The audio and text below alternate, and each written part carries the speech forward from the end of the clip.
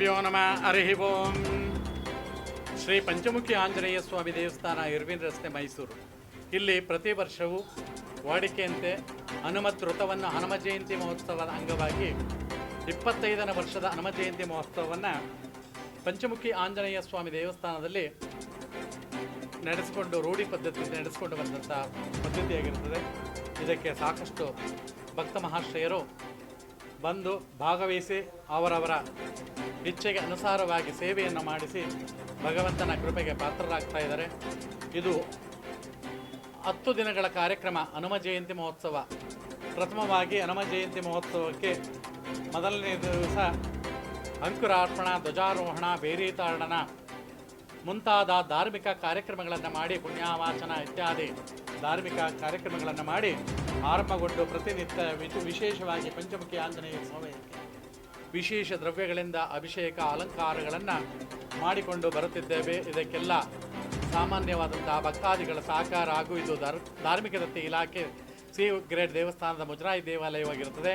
ಕರ್ನಾಟಕ ಸರ್ಕಾರ ಧಾರ್ಮಿಕ ದತ್ತಿ ಇಲಾಖೆ ಶ್ರೀವರ್ಗದ ದೇವಾಲಯ. ಇದು ಮಾನ್ಯ ತಹಸೀಲ್ದಾರರವರ ಆಡಳಿತಕ್ಕೆ ಒಳಪಟ್ಟಿರುತ್ತದೆ. ಈ ದೇವಾಲಯವು ಜೀರ್ಣೋದ್ಧಾರ ಮಾಡಿ ಕರ್ನಾಟಕ ಸರ್ಕಾರ ಕಣ್ತೆರೆಸಿ ಇದನ್ನು ಎ ಗ್ರೇಡ್ ದೇವಸ್ಥಾನವನ್ನಾಗಿ ಪರಿಗಣಿಸಬಹುದಾಗಿರುತ್ತದೆ. ಆದ್ದರಿಂದ ಸರ್ಕಾರವು ಕೂಡ ಇದರ ಬಗ್ಗೆ ಎಚ್ಚೆತ್ತು ಗಮನ ಹರಿಸಬೇಕು ಮತ್ತು ಹೆಚ್ಚಿನ ಭಕ್ತರ ಸೇವೆಗೆ ಇಲ್ಲಿ ಕಾಲಾವಕಾಶಗಳನ್ನು ಕೊಡಬೇಕು, ಸೌಕರ್ಯಗಳನ್ನು ಕಲ್ಪಿಸ್ಕೊಡಬೇಕು. ಭಕ್ತರಿಗೆ ನೀರಿನ ಸೌಕರ್ಯ, ಕುಡಿಯೋದೇ ಸೌಕರ್ಯ, ಭಕ್ತಾದಿಗಳಿಗೆ ಬೇಕಾದಂಥ ಇಚ್ಛಿತ ಕೆಲಸ ಕಾರ್ಯಗಳನ್ನು ಒದಗಿಸ್ಕೊಡ್ಬೇಕು. ಜೊತೆಗೆ ಇಲ್ಲಿ ಸಾಕಷ್ಟು ದೇವಾಲಯದಲ್ಲಿ ಜಾಗವಿರೋದ್ರಿಂದ ಇಲ್ಲಿ ದೇವಾಲಯದಲ್ಲಿ ಆದಾಯ ಬರುವುದಕ್ಕೆ ಅವಕಾಶಗಳು ಸಾಕಷ್ಟು ಇದೆ. ಆದ್ದರಿಂದ ಈ ದೇವಸ್ಥಾನದಲ್ಲಿ ಒಂದು ಬೃಹತ್ತಾದಂಥ ಕಾರ್ಯಕ್ರಮ ಮಾಡೋದಕ್ಕೆ ಅನುಕೂಲವಾಗುವಂಥ ನಾಮಕರಣ, ಮುಂಜಿ, ಸತ್ಯನಾರಾಯಣ ಪೂಜೆ, ಧಾರ್ಮಿಕ ಕಾರ್ಯಕ್ರಮಗಳನ್ನು ದೇವಸ್ಥಾನದಲ್ಲಿ ಮಾಡಿದರೆ ಬಾಡಿಗೆ ರೂಪದಲ್ಲಿ ಹಣ ಬಂದು ಈ ದೇವಾಲಯವನ್ನು ಅಭಿವೃದ್ಧಿಪಡಿಸಬಹುದಾಗಿರುತ್ತದೆ. ಹಾಗೂ ಈ ದೇವಾಲಯಕ್ಕೆ ಕಾರ್ಯನಿರ್ವಹಣಕ ಅಧಿಕಾರಿಗಳನ್ನು ನೇಮಿಸಿದರೂ ಕೂಡ ವಿಶೇಷವಾಗಿ ಇಲ್ಲಿ ನಿತ್ಯ ಪೂಜೆಗಳಿಗೆ ಸೇವಾ ರಸೀದಿ ಇತ್ಯಾದಿಗಳನ್ನು ಮಾಡಿಸಿ ಭಕ್ತಾದಿಗಳನ್ನು ಹೆಚ್ಚು ರೀತಿಯಲ್ಲಿ ಸೆಳೆಯಬಹುದಾಗಿರುತ್ತದೆ. ಈ ದೇವಸ್ಥಾನದಲ್ಲಿ ಅನ್ಯದವರು ಯಾವುದೇ ಮಾನ್ಯತೆಯನ್ನು ಪಡೆಯದೆ ಮತ್ತು ಧಾರ್ಮಿಕ ದತ್ತಿ ಇಲಾಖೆಯಿಂದಾಗಲಿ, ಜಿಲ್ಲಾಧಿಕಾರಿಗಳಿಂದ ಕಚೇರಿಯಿಂದಾಗಲಿ ಅಥವಾ ತಹಸೀಲ್ದಾರರವರ ಕಚೇರಿಯಿಂದ ಅನುಮತಿಯನ್ನು ಪಡೆಯದೆ ಕಾರ್ಯಕ್ರಮಗಳನ್ನು ಮಾಡೋದಕ್ಕೆ ಸರ್ಕಾರ ಎಚ್ಚರಿಕೆ ಕೊಡಬೇಕು. ಸರ್ಕಾರ ಧಾರ್ಮಿಕ ಕಾರ್ಯಕ್ರಮಗಳನ್ನು ನಾವು ಒಬ್ಬರೇ ಮಾಡಲಿಕ್ಕೆ ಆಗೋದಿಲ್ಲ. ಭಕ್ತರ ಸಹಕಾರ ಖಂಡಿತವಾಗಿ ಬೇಕಾಗುತ್ತೆ. ಕೆಲವರು ಭಕ್ತಾದಿಗಳು ಬಂದು ದೇವರ ಸೇವೆಯನ್ನು ಮಾಡಿಕೊಂಡು ವಿನಯಪೂರ್ವಕವಾಗಿ, ಭಕ್ತಿಪೂರ್ವಕವಾಗಿ, ಶಾಂತಿಯಿಂದ ದೇವರ ಪೂಜೆಯನ್ನು ಮಾಡ್ತಾರೆ. ಕೆಲವರು ಬಂದು ನಾವು ಇಲ್ಲಿ ಮಾಡ್ತೇವೆ ಅಂತೇಳಿ 365 ದಿವಸ ನಾವು ದೇವಸ್ಥಾನ ಸೇವೆಯನ್ನು, ಪೂಜೆಯನ್ನು ನಿತ್ಯ ಮಾಡ್ತೇವೆ. ವರ್ಷದಲ್ಲಿ 10 ದಿವಸ ಬಂದು ದೇವಸ್ಥಾನ ಪೂಜೆಗಳನ್ನು ನಾವೇ ಮಾಡೋದು ಎಲ್ಲರಿಗೂ ಅಂತೇಳಿ ಭಕ್ತರಿಂದ ಪೂಜೆ ಮಾಡಿಸ್ಕೊಂಥ ಸೇವೆ ಮಾಡಿಸ್ಕೊಂಥವ್ರಿಗೆಲ್ಲ ಅಡಚಣೆ ಮಾಡ್ತಾರೆ. ಆದ್ದರಿಂದ ಪ್ರತಿ ವರ್ಷ ಇಲ್ಲಿ ದೇವಸ್ಥಾನದಲ್ಲಿ ಸುಣ್ಣ ಬಣ್ಣ ಇತ್ಯಾದಿಗಳನ್ನು ನಾವು ನಿಂತು ಮಾಡಿಸ್ತಾ ಇದ್ದೀವಿ. ಆದರೆ ನಾವು ಮಾಡ್ತೀವಿ, ಮಾಡಬೇಡಿ ಅನ್ನೋ ಕೆಲವು ವ್ಯಕ್ತಿಗಳಲ್ಲಿ ದೇವಸ್ಥಾನದಲ್ಲಿ ಕಾರ್ಯಕ್ರಮಗಳನ್ನು ಮಾಡ್ತಕ್ಕಂಥವರು ನಿಜಕ್ಕೂ ಸಂತೋಷ. ಅವರಿಲ್ಲದೆ ನಾವು ಮಾಡಲಿಕ್ಕೆ ಆಗೋದಿಲ್ಲ. ಆದರೆ ನಮ್ಮ ವಿರುದ್ಧವಾಗಿ ಕೆಲವು ಷಡ್ಯಂತ್ರವನ್ನು ಬೆಳೆಸಿ ಅರ್ಚಕರು ನಿತ್ಯ ಪೂಜೆ ಪುರಸ್ಕಾರಗಳನ್ನ ಏನು ಮಾಡ್ತಾ ಇದ್ದೀವಿ ಅಂತ ನಿಮ್ಮ ಮಾಧ್ಯಮದಲ್ಲೇ ನೀವು ನೋಡ್ಬೋದು. ಪ್ರತಿಯೊಂದು ವರ್ಷದಲ್ಲಿ ಎಷ್ಟು ಕಾರ್ಯಕ್ರಮ ನಾವು ಮಾಡ್ತೀವಿ, ಎಷ್ಟು ಪೂಜೆಯನ್ನು ಮಾಡ್ತೀವಿ ಅಂತ ನೀವು ಸುದ್ದಿ ಮಾಧ್ಯಮದಲ್ಲೇ ತಿಳ್ಕೊಬೋದು. ಇದ್ರ ಬಗ್ಗೆ ಮಾನ್ಯ ಜಿಲ್ಲಾಧಿಕಾರಿಗಳು ಗಮನವನ್ನು ಹರಿಸಬೇಕು. ಹಾಗೂ ಮಾನ್ಯ ತಹಸೀಲ್ದಾರರು ಕೂಡ ಇದ್ರ ಬಗ್ಗೆ ಗಮನ ಹರಿಸಿ ಸರ್ಕಾರ ಈ ದೇವಸ್ಥಾನದ ಬಗ್ಗೆ ಕಣ್ಣೆಚ್ಚರಿಕೆಯಲ್ಲಿ ಕಾಪಾಡಿಕೊಂಡು ಈ ದೇವಸ್ಥಾನದ ಜಾಗವನ್ನು ರಕ್ಷಣೆ ಮಾಡಿಕೊಡ್ಬೇಕು.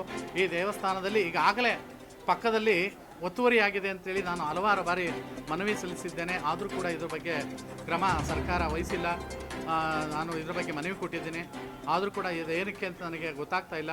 ದಯಮಾಡಿ ಇದ್ರ ಬಗ್ಗೆ ಹೆಚ್ಚಿನ ಅವಕಾಶವನ್ನು ಗಮನ ಹರಿಸಬೇಕಾಗಿ ಪಂಚಮುಖಿ ಆಂಜನೇಯ ಸ್ವಾಮಿಯ ಅರ್ಚಕನಾದಂಥ ನಾನು ಸುಮಾರು 25 ವರ್ಷಗಳಿಂದ ಅರ್ಚಕನಾಗಿ ಸೇವೆ ಮಾಡ್ತಾಯಿದ್ದೀನಿ. ಈ ದೇವಸ್ಥಾನದಲ್ಲಿ ಆದಾಯವಿದ್ದರೂ ಕೂಡ ನನಗೆ ಮಾಸಿಕ ಕೇವಲ 400 ರೂಪಾಯಿ ಸಂಬಳವನ್ನು ಪಡ್ತಾ ಇದೆ. ಆ ದೇವಸ್ಥಾನದ ಆದಾಯದ ಹಣದಲ್ಲಿ ಸರ್ಕಾರ ಅರ್ಚಕರಿಗೆ ಕನಿಷ್ಠ ವೇತನ 6,000 ರೂಪಾಯಿ ತಸ್ತಿಕ್ ವೇತನ ಕೊಡಬೇಕು ಅಂತ ಫಿಕ್ಸ್ ನಿಗದಿ ಮಾಡಿದ್ರು ಕೂಡ ಇವತ್ತುವರೆಗೂ ನನಗೆ ತಸ್ತಿಕ್ ಕೊಡದೇ ಭಾಳ ತುಂಬ ನಿತ್ಯ ಪೂಜೆ ಪುರಸ್ಕಾರಗಳನ್ನು ಮಾಡೋದಕ್ಕೆ ಕಷ್ಟವಾಗುತ್ತೆ.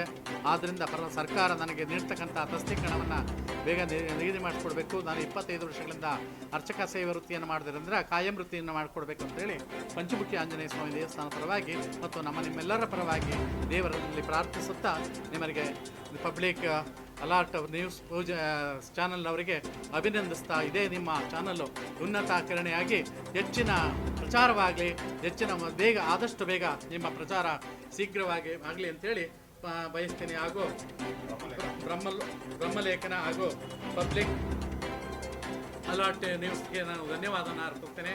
ನಿಮ್ಮ ಪ್ರಚಾರವು ಅತ್ಯಂತ ಶೀಘ್ರವಾಗಿ ನಿಮ್ಮ ಉನ್ನತೀಕರಣವಾಗಲಿ, ಎಲ್ಲ ಚಾನಲ್ಗಳು ಬೇಗ ನಿಮಗೆ ಅಭಿವೃದ್ಧಿಯಾಗಿ ನಿಮ್ಮ ಕರ್ನಾಟಕದಾದ್ಯಂತ ಹೆಸರು ಬರಲಿ ಅಂತೇಳಿ ಪ್ರಾರ್ಥಿಸ್ತೇನೆ. ಜೈ ಶ್ರೀರಾಮ್.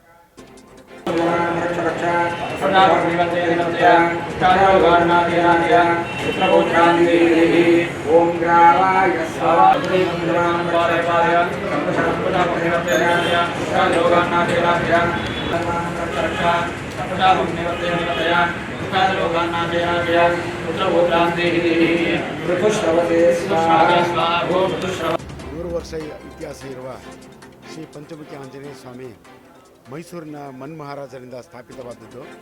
ಇದು ಮೊದಲು ಪೋಸ್ಟ್ ಆಫೀಸ್ ಪಕ್ಕದ ವೃತ್ತದಲ್ಲಿತ್ತು. ಸರ್ಕಲ್ನವರು ಅಗಲೀಕರಣ ಮಾಡಿದಾಗ ಆ ದೇವಸ್ಥಾನ ತಂದು ಇಲ್ಲಿ ಸ್ಥಾಪನೆ ಮಾಡಿದ್ರು. ಈಗ ಮಂತ್ರಾಲಯದಲ್ಲಿ ಬಿಟ್ಟರೆ ಮೈಸೂರಿನಲ್ಲಿ ಪಂಚಮುಖಿ ಆಂಜನೇಯ ಸ್ವಾಮಿ ದೇವಸ್ಥಾನ ಇದೊಂದೇ ಇರೋದು. ನಾವು ಸುಮಾರು 25 ವರ್ಷಗಳಿಂದ ಧರ್ಮದರ್ಶಿ ಸಮಿತಿ, ವ್ಯವಸ್ಥಾಪನಾ ಸಮಿತಿಗಳಲ್ಲಿ ಭಾಗಿಯಾಗಿ ದೇವರ ಸೇವೆಯನ್ನು ನಾವು ಮಾಡ್ಕೊಂಬರ್ತಾಯಿದ್ದೀವಿ. ಈ ವರ್ಷ 25ನೇ ವರ್ಷ ಇದು ಅದ್ದೂರಿಯಾಗಿ ಮಾಡ್ತಾಯಿದ್ದೀವಿ. ಪ್ರತಿದಿನ ಬೆಳಗ್ಗೆ ಲೋಕ ಕಲ್ಯಾಣಾರ್ಥವಾಗಿ ನಾವು ಹೋಮ ಹವನದ ವ್ಯವಸ್ಥೆಯನ್ನು ಉಚಿತವಾಗಿ ಮಾಡಿದ್ದೀವಿ. ಇದಕ್ಕೆ ಯಾವುದೇ ರೀತಿಯಾದ ಶುಲ್ಕ ಇರೋದಿಲ್ಲ. ಅದಾದಮೇಲೆ ಪ್ರಸಾದ ವಿನಿಯೋಗ, ಸಂಜೆ ಸಾಂಸ್ಕೃತಿಕ ಕಾರ್ಯಕ್ರಮ, ಅದಾದಮೇಲೆ ಪ್ರಸಾದ ವಿನಿಯೋಗ ಎಲ್ಲ ಮಾಡ್ತಾಯಿದ್ದೀವಿ. 9 ದಿನಗಳ ಒಂದು ವ್ರತವನ್ನು ನಾವಿಲ್ಲಿ ಆಚರಿಸ್ತಾ ಇದ್ದೀವಿ. 9 ದಿನಗಳ ಕಾಲ ಮೈಸೂರಿನ ಮಹಾಜನತೆ ಹಾಗೂ ಮೊಘಲ ನಿವಾಸಿಗಳು ಎಲ್ಲರೂ ಸಹಕಾರ ಕೊಟ್ಟು ಅಭಿವೃದ್ಧಿ ಮಾಡೋದಕ್ಕೆ ಸಹಕಾರವನ್ನು ಕೊಡ್ತಾ ಇದ್ದಾರೆ. ಇದಕ್ಕೆ ಸರ್ಕಾರದಿಂದಾಗಲಿ ಬೇರೆಯವರಿಂದಾಗಲಿ ಯಾವುದೇ ರೀತಿಯ ಸಹಕಾರ ಇಲ್ಲ. ನಾವುಗಳು ಭಕ್ತಾದಿಗಳು ಹಾಗೂ ಮೊಘಲ ನಿವಾಸಿಗಳು ಅದ್ದೂರಿಯಾಗಿ ಮಾಡ್ತಾ ಬರ್ತಾಯಿದ್ವಿ. 9ನೇ ದಿನ 5,000 ಜನರಿಗೆ ಅನ್ನ ಸಂತರ್ಪಣೆ ಕಾರ್ಯಕ್ರಮವನ್ನು ಇಲ್ಲಿ ವ್ಯವಸ್ಥೆ ಮಾಡಿದ್ದೀವಿ. ಅದೇ ದಿನ ಸಂಜೆ ಶ್ರೀಯವರ ಒಂದು ಉತ್ಸವ ಮೊಘಲದ ಪ್ರಮುಖ ಬೀದಿಗಳಲ್ಲಿ ಮಾಡಿ ಕಾರ್ಯಕ್ರಮವನ್ನು ಅಂತ್ಯ ಮಾಡ್ತೀವಿ. ನನ್ನ ಹೆಸರು